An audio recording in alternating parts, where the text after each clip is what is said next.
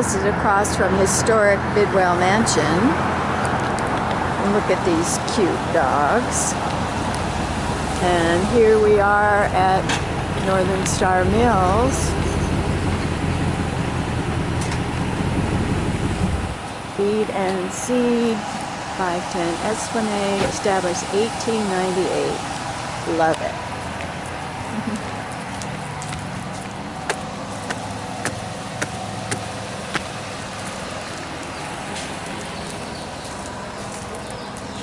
Oh, we got to look at the chicks. Is John around? Yes. I'm just going to get a picture of the chicks.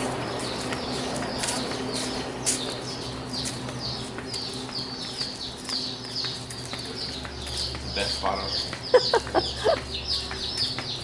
Oh my goodness, they got more. Oh, Yesterday they got more. hello, baby. She's spoiled. Oh my gosh. Oh, you guys are the ones with big puppies on your heads. Fine. Oh my goodness. Aren't they cute? Oh yeah.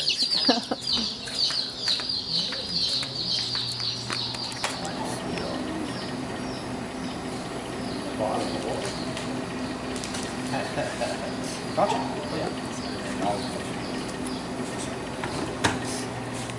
Hi, I'm John Growdon with Northern Star Mills. I'm the third generation of ownership of Northern Star Mills. Northern Star Mills started in 1898. That was at 16th and Chestnut. They had a mill there, and they manufactured feed and flour.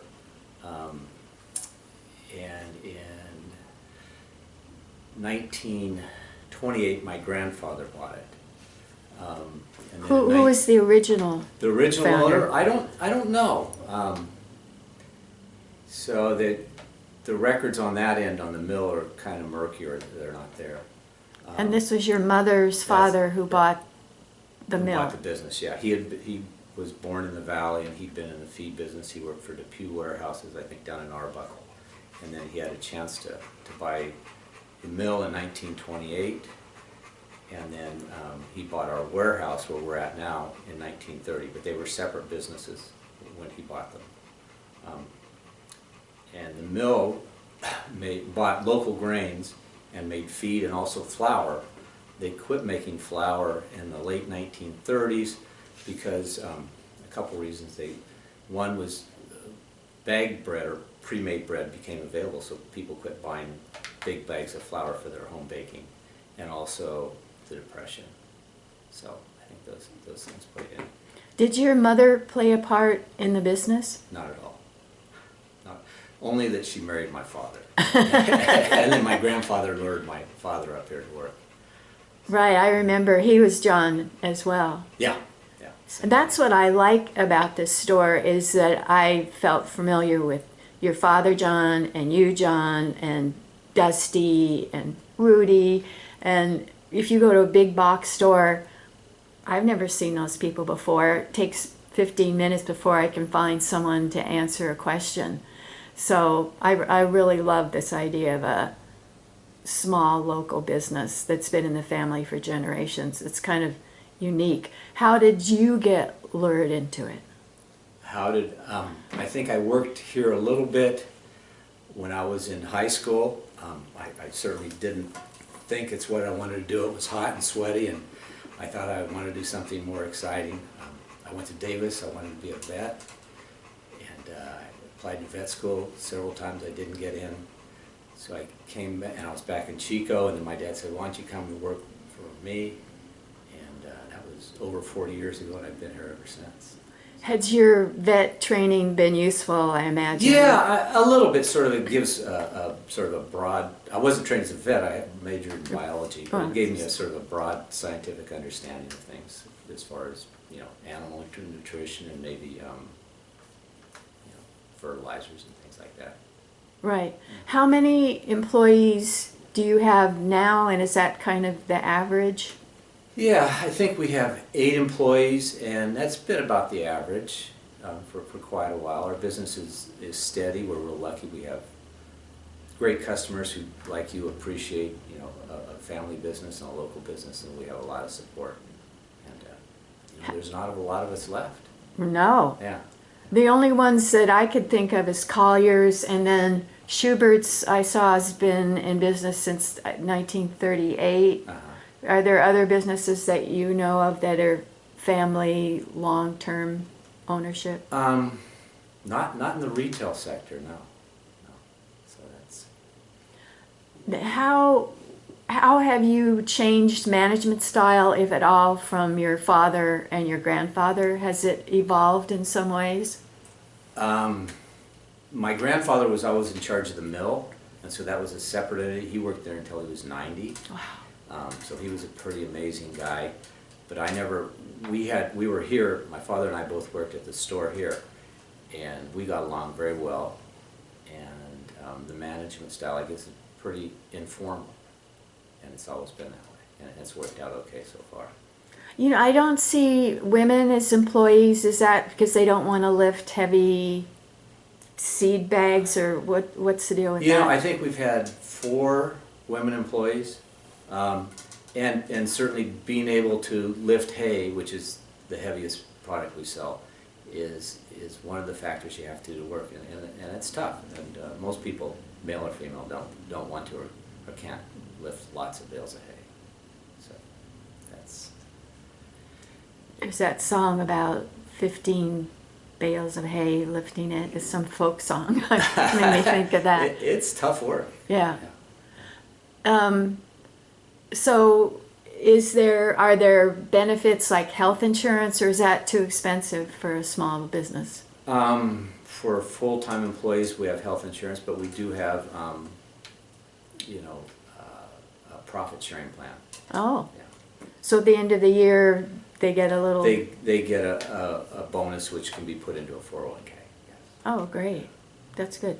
Have you noticed any erosion from like internet sales like Amazon or the big box stores, or has that not touched you? It has. I mean, I've been here for quite a while, and I think originally we were worried about pet food. We sell a lot of pet food now. Pet food, that was an area where we dominated, going to grocery stores and things, and then it was big box, and now it's internet. So there's always been a lot of competition. Internet is certainly very real, and especially with, you know, younger people, they seem to go into using the internet or getting from Amazon or Chewy's very easily. So that's a big deal.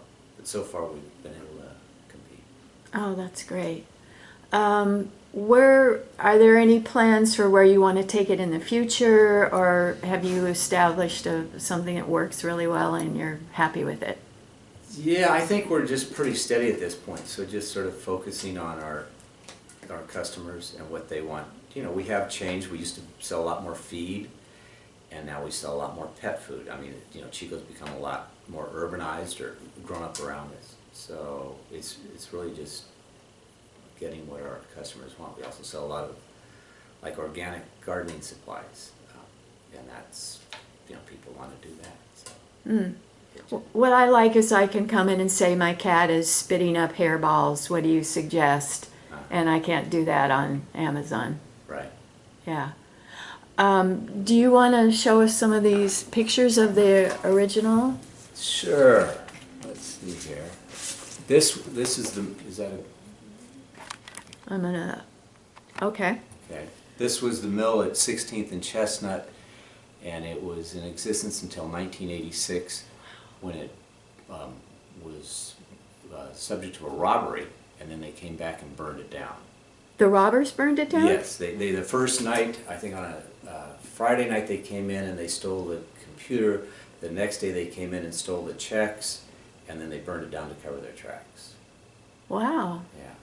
And a lot of people, you know, will come in our store and they think that it's an old store and all that, but going in here was like going back into Dickens, because my grandfather was in charge and nothing changed, and had all wooden floors in this ancient office, and it was really going back in time. So Wow.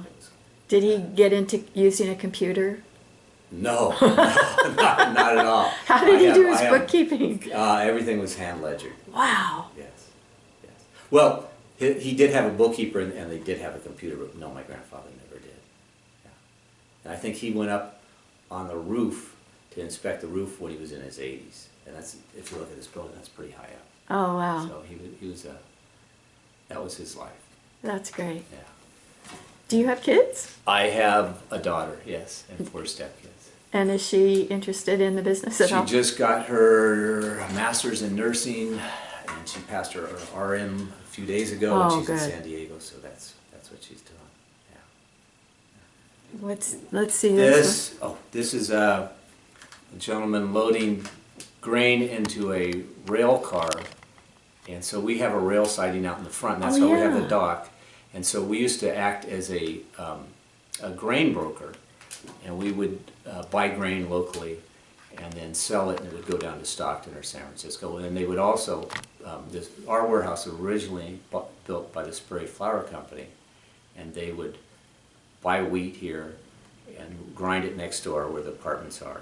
And then they would store the flour here, and then they would also ship the wheat and the flour off to San Francisco. But obviously there's just no train have access to those rails now. No, they pulled the rails out. Yeah. This is a picture of a bag of wheat flour. And we have some t-shirts that use one of the logos off that, but we quit making wheat in the late 30s.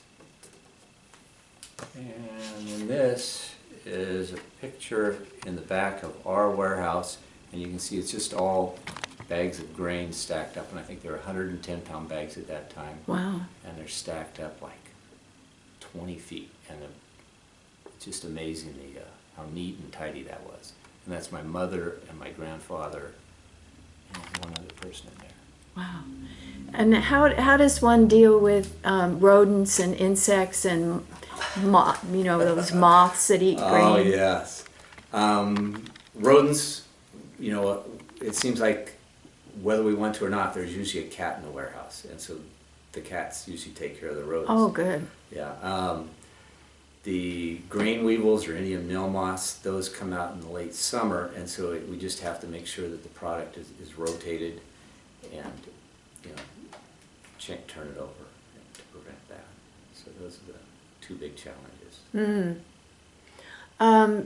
How do you handle, or do you ever have grumpy, irritable customers? Or are they always nice and polite? 99% are nice and polite. Occasionally you get a customer that just you can't seem to agree with. We try and please everybody, but occasionally you can't. And then how do you handle them? Each one has its own path. You try and explain your point of view and what's going on, and maybe they get mad and they go on Yelp and write a nasty write-up or something like that. But that's very rare. Yeah. The old adage in retail is the customer's always right. So 40 years from now, when maybe you're not running the business, how do you see it, the ownership, if your daughter's not interested as a nurse? I have a wonderful manager, and he's certainly capable of taking over the business. So that could be a thing. I'd certainly like to see Northern Star keep going. So Yeah, absolutely. Anything else you'd like people to know about Northern Star Mills? I just really appreciate all the community support. It's a two-way street where we wouldn't be here without a lot of regular customers that come back every year.